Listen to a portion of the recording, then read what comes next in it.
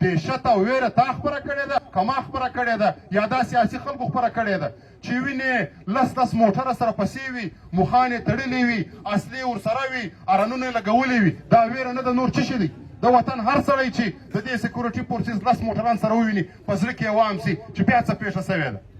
نور دا سیاسي خلک چې تیریږي ولس اوبه ورکوي ارونه ور په غاړه کوي ګلان پر پاشي نو دهشتګرد خو ته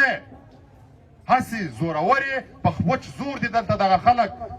په وام کې راوستلي دي نو موږ دا مطالبه کوو چې دغه اختیارات دي زموږ لیویزو او پولیسو ته ورکړي دا خلک دې ولاړ سي خپل باډران دې سنبال کړي ته باډر سنبال که ستا د دې سره څه کار دی که ته وا چې دلته دهشتګرد دی نو دهشتګرد خو بیا بینندن و چې دلته رالی بمبار یې در باندې وکړئ ویې ویشتلې بې عزته یې کړې د انټرنیشنل قوانینو خلاف ورزي یې وکړله په هغه باندې خو بیا تا چای څښلې برته دې د جذبه خیرسګالي تایید رخصت کړي نو دا د دهشتګردۍ دپاره دلته نه دي راغلي نه دلته دهشتګردي ستا مدنیات یې پکار دي بنیادي خبره دا ده او د خلاصون لارې مبارزه ده یوه بله چې اوس نن سبا یې دلته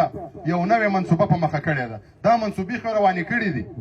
دلته د چمونه سې ونیسې تر کوټې پورې اوس به دې خوا ته هم راشروع کېږي عام خاص خلک دي نه به چا داسې یو د قام دپاره د وطن دپاره مبارزه لیدلې وي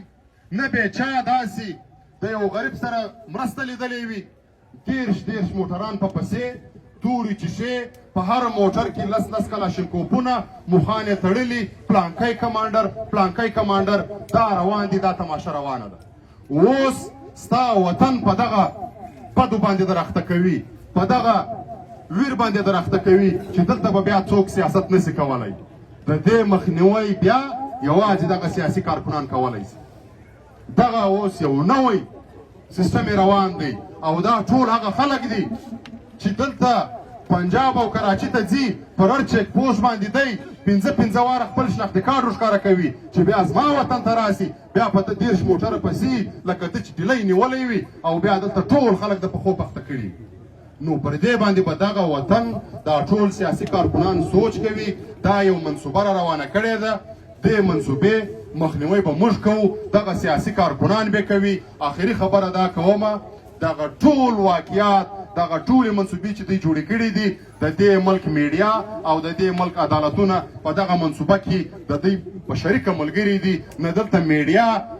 حقیقت ښکاره کوي نه تا ته کوریج درکوي بس دلته دغه خلکو تماشې په مخه کړي نه دلته په عدالت کې څوک تا ته انصاف درکولی سي عدالت هم د دې خلکو تر ګوټو لاندې دی د هغه په حکم باندې چلیږي نو دا یوازې له موږ څخه قامي یووالی او قامي مبارزه غواړي ډېره مننه ستاسو لمنې دي همیشه د ګلونو ډکې